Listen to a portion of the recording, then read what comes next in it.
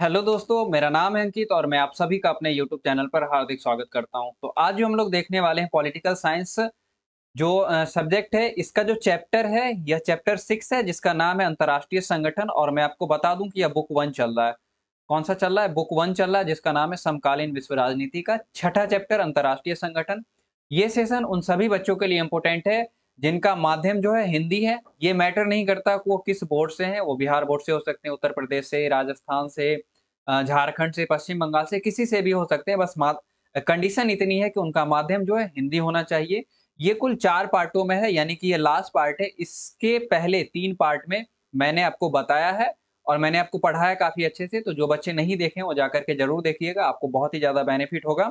और बिल्कुल नए पैटर्न पे बेस है, यानी कि मैं ऐसा कह सकता हूँ कि अगर इस चैप्टर से क्वेश्चन आता है तो जो मैं आपको पढ़ाया, जो मैं आपको बताऊँगा, इससे ज़्यादा बाहर नहीं आएगा। और साथ ही साथ मैं आपको क्वेश्चन आंसर भी करवाता हूँ। इसलिए मैं बार-बार कहता हूँ कि यूट्यूब पर कोई भी सेशन इस तरह से नहीं दे रहा है।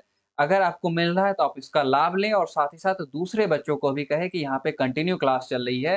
कैसे सेशन चल रहा है? पहले चैप्टर चल रहा है, ठीक है? पहले चैप्टर, फिर ऑब्जेक्टिव क्वेश्चन आंसर और फिर सब्जेक्टिव क्वेश्चन आंसर। इतना डिटेल में नहीं पढ़ाता है कोई, क्योंकि ये जो है ना आपको थोड़ा-सा बता देगा, उसके बाद कहेगा आप हमारे पेड बैच में आ जाएँ। तो ये पेड बैच का कंटेंट है, लेकिन आपको फ्री में मिल रहा है, तो जब तक फ्री में मिल रहा है, तब तक आप इसका लाभ लीजिए। उसके बाद शेड्यूल की बात करते हैं, तो जो हमारा टाइम टेबल है, यह 8 बजे आप सभी को पता होगा। जो टाइम है, यह 8 पीएम है, यानी कि शाम में। जस्ट वेट, ये 8 बजे शाम में है, ठीक है? तो उसके बाद और मैं बता दूँ कि आज जो सैटरडे है, तो इसके हिसाब से पॉलिटी की क्लास होगी। सैटरडे है तो पॉलिटी की क्लास होगी, ठीक है? और जो इससे पहले फ्राइडे को क्लास नहीं चली है ज्योग्राफी की। ज्योग्राफी की क्लास नहीं चली, कुछ टेक्निकल प्रॉब्लम हो गया था। मैंने टेलीग्राम पे अपडेट कर दिया था कि क्लास जो है कुछ टेक्निकल प्रॉब्लम हम लोग फेस कर रहे हैं, इस वजह से क्लास नहीं होगी। तो मैं रिकॉर्डेड क्लास डाल दूँगा और उसका जो लिंक है ये मैं टेलीग्राम ग्रुप पे डाल दूँगा, ठीक है? टेलीग्राम ग्रुप पे डाल दूँगा। तो नोटिफ़िकेशन के लिए आप हमारा टेलीग्राम ग्रुप जॉइन कर लें और साथ ही साथ अगर मुझे कोई और भी सूचना वहाँ पे देनी होगी तो मैं आपको दे दूँगा, इसलिए टेलीग्राम ग्रुप ज़रूर जॉइन कर लिया। हालाँकि मैं वीडियो बना करके अपलोड कर दूँगा, तो अगर जो भी बच्चे सब्सक्राइब किए होंगे उनको नोटिफ़िकेशन मिल जाएगा। आज की क्लास में, ठीक है, थोड़ा-सा मैं इसको शायद आपको दिख रहा होगा, थोड़ा-सा मैं इसको इरेज़ कर दूँ ताकि समझाने में ज़्यादा बेटर होगा। ये क्लास शुरू करने से पहले मैं आप लोगों के साथ एक बात डिस्कस करना चाहता हूँ कि हमने लास्ट क्लास में पढ़ा है, हमने लास्ट क्लास में देखा है कि भारत जो है यूनाइटेड नेशन में किस तरह के बदलाव चाह रहा है। साथ ही साथ Bharat United nation security council में किस तरह से बदलाव चाह रहा है। और आपको याद होगा कि 1992 में संयुक्त राष्ट्र संघ की जो बैठक हो रही थी, जो आम सभा हो रही थी, उसमें सुरक्षा परिषद के ढांचे में बदलाव को लेकर के एक प्रस्ताव पारित हुआ था।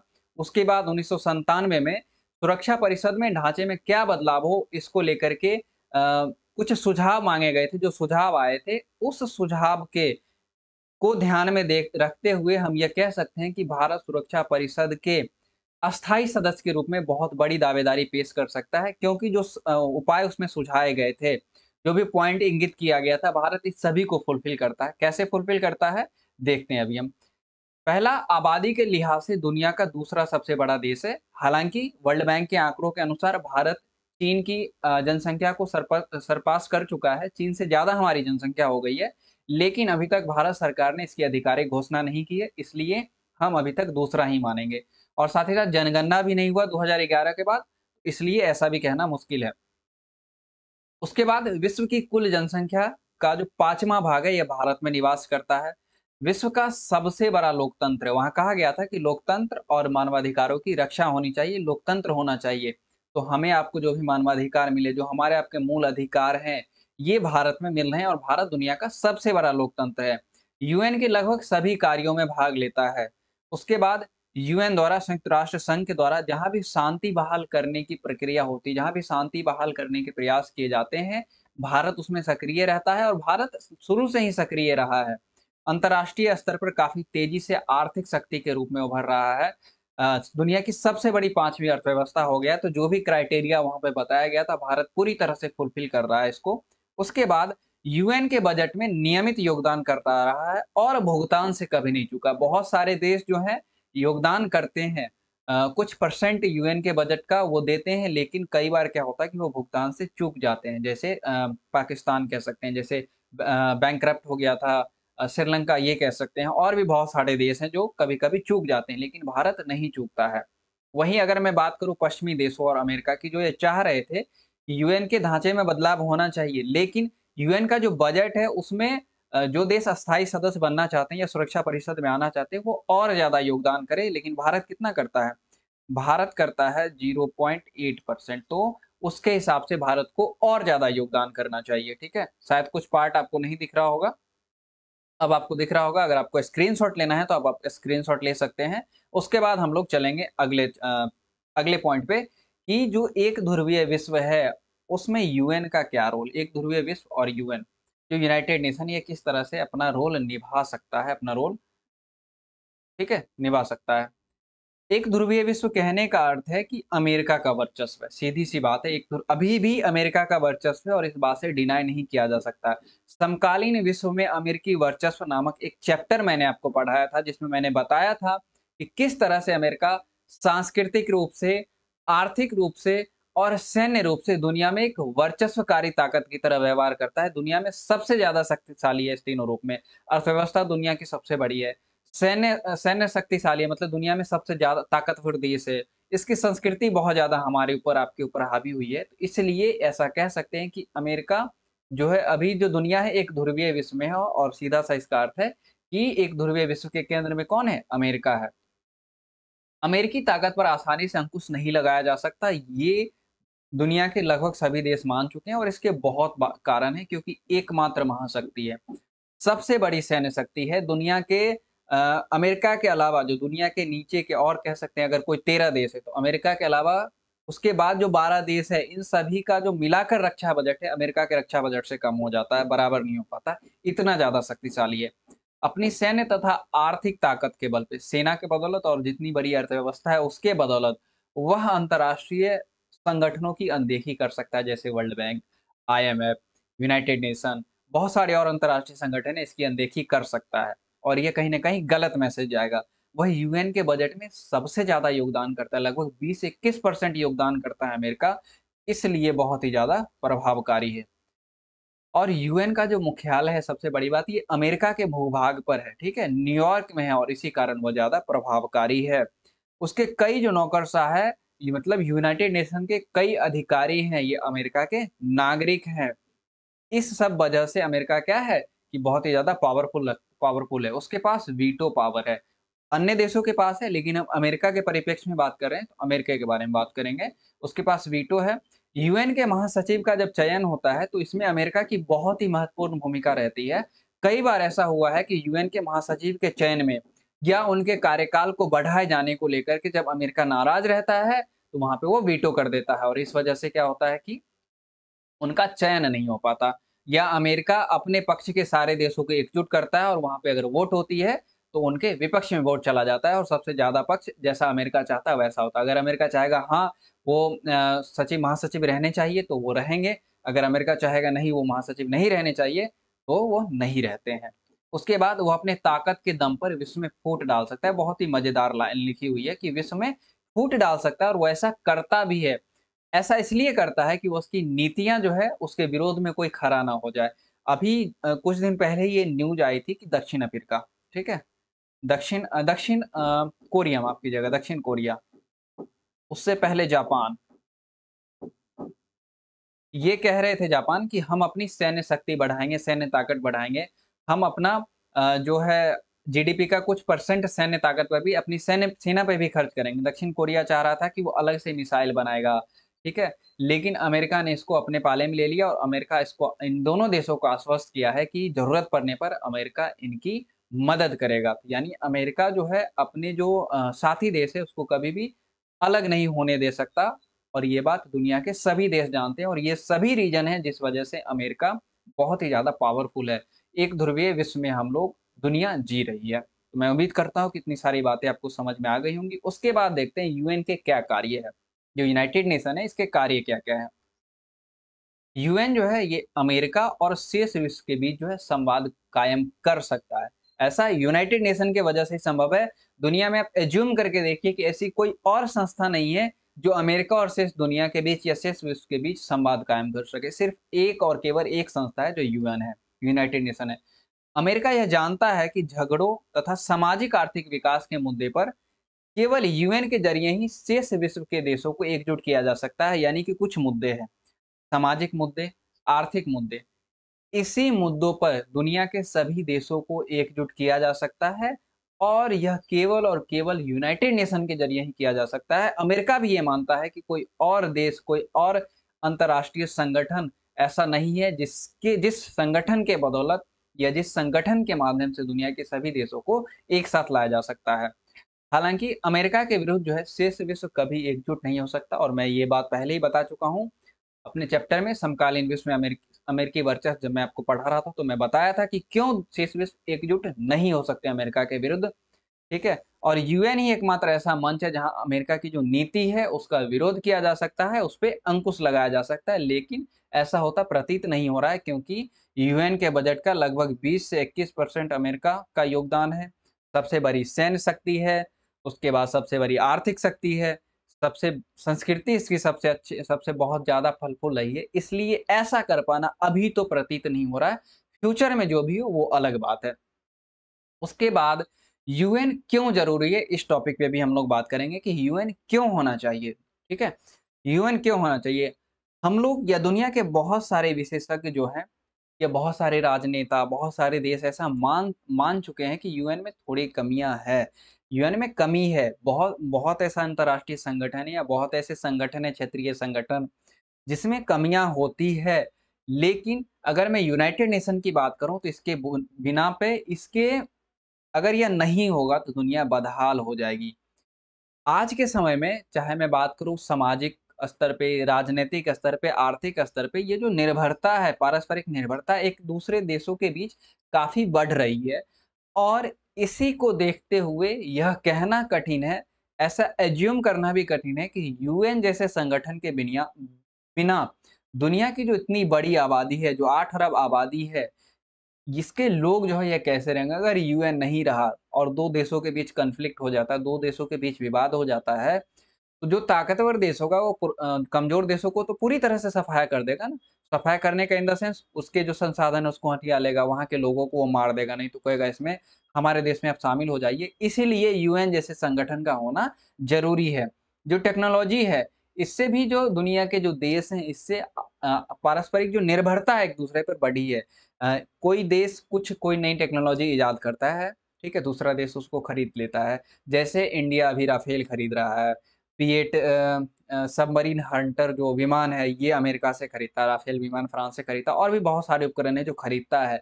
यानी कि वो देश पहले से अपनी टेक्नोलॉजी डेवलप कर चुके हैं और पहले से ही ऐसे जो है हथियार बना चुके हैं, पहले से ऐसे वस्तुएँ बना चुके हैं, जिसमें कि दुनिया के सभी देश, बहुत सारे देश इंटरेस्टेड हैं। इसलिए ऐसा हम कह सकते हैं कि निर्भरता काफ़ी बढ़ी है और इसके लिए यूएन का महत्व भी बहुत ज़्यादा बढ़ता रहेगा या यूँ कह सकते हैं कि बढ़ेगा। जो लोग हैं और विभिन्न देशों को यूएन तथा अंतर्राष्ट्रीय संगठन के समर्थन और उपयोग के तरीके तलाशने होंगे। यानी कि बहुत सारे लोग, बुद्धिजीवी, बहुत सारे देश, ये सभी जो है यूनाइटेड नेशन और जो अन्य अंतर्राष्ट्रीय संगठन है, इसके समर्थन और उपयोग के तरीके तलाशने होंगे। यानी कि अभी जो इस संगठन का जिस प्रकार से उपयोग किया जा रहा है, ये संगठन जैसे कामकाज कर रहा है, उसमें थोड़ा बहुत बदलाव होना ज़रूरी है। जो उनके तथा विश्व बिरादरी के हितों से मेल खाता हो। तो मैं उम्मीद करता हूँ कि इतनी सारी बातें आपको समझ में आ गई होंगी। अगर समझ में आया तो लाइक ज़रूर कीजिएगा सेशन को। मैं बार-बार कहता हूँ कि ये सारे के सारे कंटेंट जो है पेड बैच के हैं। जब तक आपको बेनिफिट मिल रहा है, जब तक आपको फ्री में मिल रहा है तो आप इसका लाभ उठा लीजिए। कुछ अन्य अंतर्राष्ट्रीय संगठन के बारे में हम लोग बात करते हैं कि अंतर्राष्ट्रीय संगठन कौन-कौन से हैं। पहला हम लोग बात करेंगे, यहाँ पे आपको दिख रहा होगा इंटरनेशनल अंतर्राष्ट्रीय मुद्रा कोष, इंटरनेशनल मॉनिटरी फंड, आईएमएफ बोलते हैं इंग्लिश में इसको, आईएमएफ, ठीक है? इसका जो गठन हुआ था 1944 में। इसके जो सदस्य देश हैं, उन्हीं 89 नहीं, इसमें आप एक और जोड़ लीजिए, 190 सदस्य देश है वर्तमान में। और जो हेडक्वार्टर है इसका, जो हेडक्वार्टर है वाशिंगटन,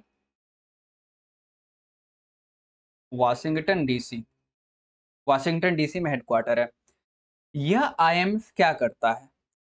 यह जो करता है क्या करता है, देखिए यह संगठन वैश्विक स्तर की वित्त व्यवस्था की देखरेख करता है और मांगे जाने पर वित्तीय तथा तकनीकी सहायता मुहैया करवाता है।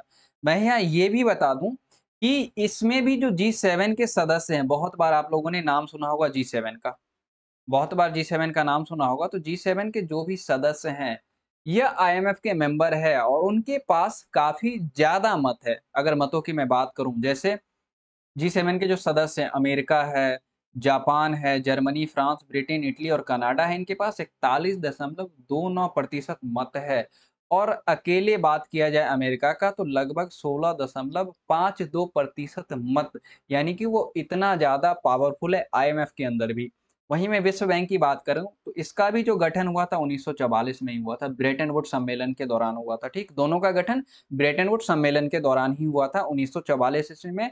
दोनों का हेडक्वार्टर वाशिंगटन डीसी है। दोनों का हेडक्वार्टर वाशिंगटन डीसी है, ठीक? उसके बाद जो इसके देश हैं, यह 189 है।